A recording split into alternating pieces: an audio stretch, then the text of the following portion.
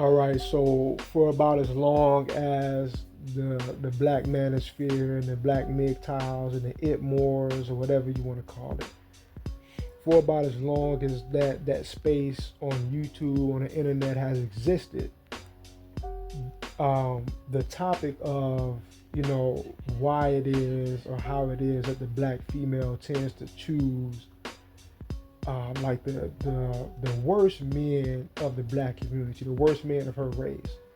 And dudes have come with their different theories or their different reasons for why that is. But just from my perspective, right, this is I'm not saying this is has to be fact or that I have to be right, but this is just my perspective, right? The black woman has a particular narrative that she's living out, that she's playing out within this society, right? And the more decent or the more well-rounded type of black male, his existence, right, his mere existence runs contrary to that narrative, right? It kind of undermines her own personal narrative, and the narrative being that you know um, she's always a victim to the black male, right? She's a strong black woman and she don't need nobody, and these niggas ain't ish, and they all gonna do this or do that to you, and they gonna bust you upside your head. And you got these chicks now that talk about, oh, every 5 hours a black man kills a black woman, which is a lie. But this is the narrative, right? Um, they have to provide for you and have your back and take care of you. You got to drive their car and live off them and be a leech. That she got to be strong. She see what I mean, like that strong overcoming victimhood, that female victimhood narrative, right? So one manner in which they can protect that narrative is by dating the guys that fulfill that help to fulfill that narrative. Who helps to fulfill who helps to fulfill that narrative? Pookie and Ray Ray, right?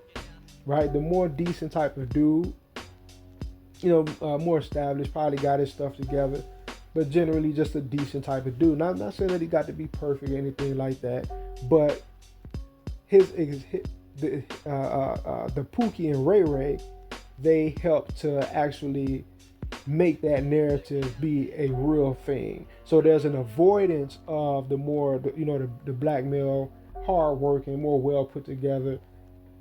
There's a deliberate avoidance of those types of men, right? Now, one of my exes, right? I want to say this was like back in my early to mid 20s, and she was fresh out of college. But she was fresh out of college, and we get an apartment together. Now, we both, I know she's broke, and I had a little change, and nothing major. But she's on the phone with her sister, right? Peep this.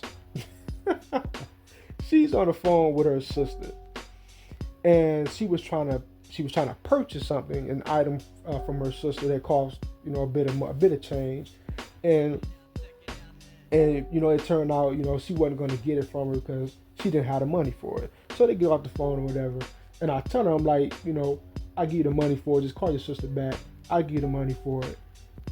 Blase, blase, whatever. So a little while later, she called her back, but now she's in a separate room, and she calls her. Now I'm overhearing this, and she calls her, and her sister is kind of flummoxed, like, wait a minute, where did you get that amount of money from that fast? You just said you didn't have it.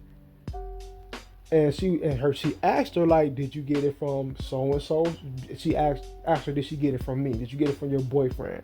And she was like, no, I didn't get it from my boyfriend. I've been had it. Right? In other words, trying to negate or undermine the value or the impact of her man, right? Because that does not fit her narrative, right? She fresh out of college doing her thing, so on and so forth. Strong, black, intelligent woman, right? Right?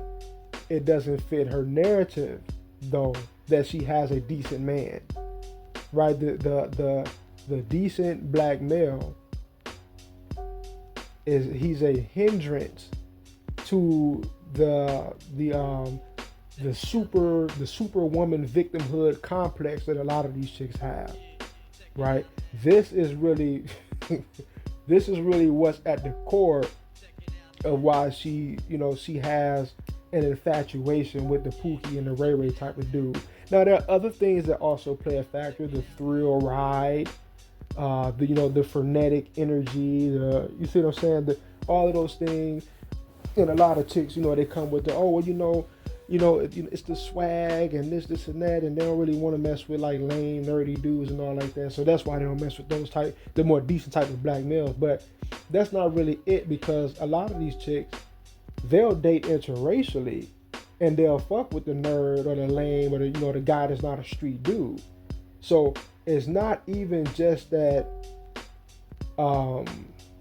they have that narrative, is that it has to be with the black male. They don't mind getting with men of other races that don't fit this negative archetype, right, of this lower level, lower rung type of black male. They'll get with the white guy. He doesn't have to be street. He ain't got to have a bunch of tattoos. He ain't got to be a thug. They don't mind that. It's with the black male where that juxtaposition has to, or that contrast, that the juxtaposition of her with a decent guy, it creates a contrast that makes it more obvious that she's not what she tries to crack herself up to be. Because if she's with Pookie and Ray Ray, she always looks like a great woman with Pookie and Ray Ray. She always like a good woman that's just kind of being shitted on or mistreated or mishandled.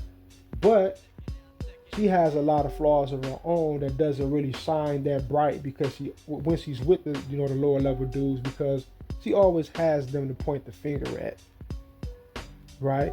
Versus if she's with